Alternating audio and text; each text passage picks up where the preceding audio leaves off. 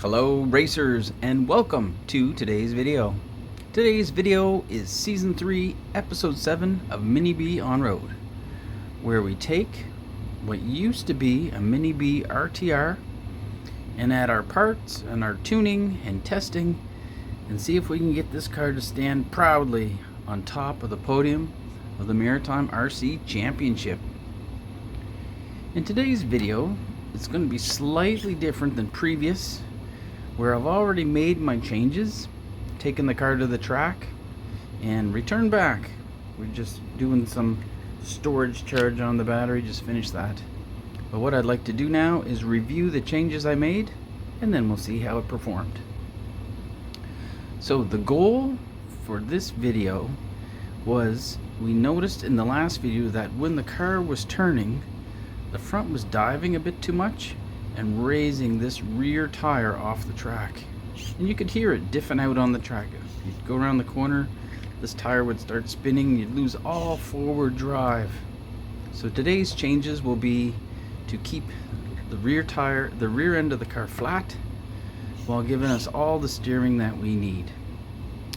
So first thing we did, I updated the front tires to the wide rib front tires for the Mini B brushless. Now these rib tires come with the brushless box. The RTR tires have the little stagger pins on the front. What we found was that these tires were slightly harder, and one of the members of at our club said these ribbed front tires matched with the BK bars in the rear were a perfect combination. So we tried that, and then the rest of the setup was based around that tire combo. First up, what I did is to slow the diving down, I put in 37.5 weight front shock oil. It was about 32. We'd reduced it in previous videos to get a bit more steering, but to keep that diving from happening immediately, we adjusted that, made it thicker, and you can see when I compress the car and let it raise that the front and the rear come up at about the same time. So we're getting balanced front to rear with the shock oil. The next thing I did, and you keen-eyed, those with keen eyes have noticed that I switched to the gold springs in front. Now these gold springs are 2.3 pound-inches, which means that it takes 2 pounds of pressure to compress that spring 1 inch. And the RTR springs are 1.3 pound-inches, which is 1 pound of pressure for 1 inch of travel. So these are quite a bit stiffer and really helped when cornering to keep the front flat and prevent it from diving. I also removed the sway bar from the front of the car. Now I found that the sway bar that was on it, it was moving a lot in the holder, making the car very inconsistent, as that bar was moving and then would engage later in the corner. So to remove that inconsistent feeling out of the car, I removed that bar for this test. Just went with a stiffer front spring. And you can also see in there little red, put in some little red bump stops, some O-rings that I had to prevent the car from completely bottoming out when going through the corner. Now on the rear of the car, I took the shock and I moved it from the outside position on the tower to the inside. What I found was, when it was set to the outside position on the tower, the rear was inconsistent. As it would go through a corner, every once in a while through a very sharp corner, it would step out around the corner where it would just lose grip. It wasn't rolling enough with it stood up. So I laid it down, and that improved that, and to keep the rear of the car very stable. The ride height was set to about 8 millimeters in the front, 8.5 in the rear, 7.5 to 8. So it was slightly higher in the front than the back. And I did that so the rear could still be soft and roll around a bit. And what we saw last week was that the car has a jacking effect when you turn from right to left. You can watch the rear of the car, the suspension move as I turn the wheels. So one way to prevent that is I added a bit of toe in to the front versus toe out. Toe in reduces the amount that the inside tire can move, and it reduces that effect ever so slightly. Now, with toe in, you lose a bit of initial turn in, but that was a sacrifice I was willing to make. So I made that choice, went with the toe in. Other than that, left the car as is. I found that I did have to compound the inside single rib on this tire. You can see that the actual inside rib is worn a little bit on both sides from my day of racing, but otherwise it's in good shape. So with that said, and with those changes made, let's see how this performs on the track. See you there. And here we go, Mini B A-Main. I qualified third in this session. That's my yellow car, right under the Marshall on the straightaway. Had a great qualifying session and was really encouraged for this race that maybe could stay on the podium. And here we go. My race thought for this was just to stick with the leaders. I didn't want to fight and bring the rest of the group into it. So here we go. Car is handling well, going through the infield, heading towards the chicane, but watching the left. Green car bobbles. Now we're tangled together. We ended up getting unmarshaled there. I still retained third place, but what that has done is it's let the leader get a huge lead. Going onto the straight, we noticed the car flipped. I took a high line and avoided a crash. Fourth place, not so lucky. Ended up getting into the car that was on the straight, so I got a bit of breathing room. So now with that, let's get our head down and look to see where the second place car is. And that car is the orange car White Wing that's going under the bridge now in the bottom left. And I'm going under the bridge now, bottom left.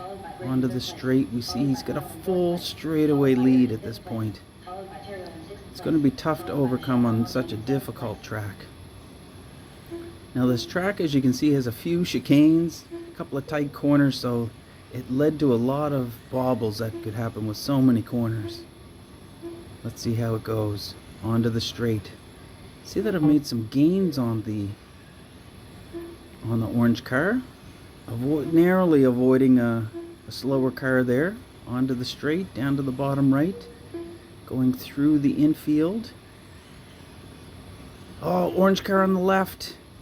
He bobbled and get into the corner, and that has allowed me to move up into second place. So now I'm into second place, looking out for slower car, going onto the straight. Let's pick up where the leader is. The leader is now going through the infield. We can see him going under the bridge now. A little bit of a collision. It slowed him down a little, which works to my benefit. Let's pick up where he is in relation to where I'm at. He's now going through chicane under the bridge, bottom left. And I'm going through the chicane under the bridge, bottom left. So he has a full straightaway lead. This is going to be tough to overcome on such a difficult track. But as we saw before, a bobble might open the door and let me in. Running second place now. Let's see here. Going under the bridge on the left, onto the straight. You see there's some trouble in the infield there ahead of me. Some bobbling going on. I'm hoping that that is the leader and that I'm gaining precious seconds as he's working his way through those cars. He's under the bridge. I'm coming through the chicane under the bridge onto the straightaway. Still, he has a straightaway lead, a full straightaway lead. And while this is happening, you can see orange car White Wing slowly gaining back. He still wants that second place spot. In the middle of the track, we see some cars flipped, slowly going onto the straight. with a slower car there. But in all of that commotion, I think we've actually made some moves on the first place car. Let's try to pick it up. First place car is under the bridge. Oh, he collided in the top left with a slower car, and I believe that has let my car through to first place. So under the bridge, first, second is orange, and third is the orange car blue stripe. Going through the infield, through the chicane, onto the straight, down through the straight. The orange car white wing did slow down a bit, got a bit of breathing room, but you can see right behind him, orange car blue stripe. Onto the straight, bottom right, through the infield, through the chicane. Now on the straightaway there is a slower car ahead of me, and I'm being cautious going around it, and what's happening is, oh, second place got tangled with the slower car. And what happened there was that because I was being cautious, second and third were able to catch up. Watch going onto the straight. That orange car blue stripe did get an inside move there, and I thought better of trying to challenge that, where his car was slightly faster on the straight. I thought open wheels, we might tangle and then bring other cars into it. So ended up letting him by, but I'm hoping for another bobble. We're into the waning minute of this race. Through the infield, through the chicane, under the bridge. Cars are close.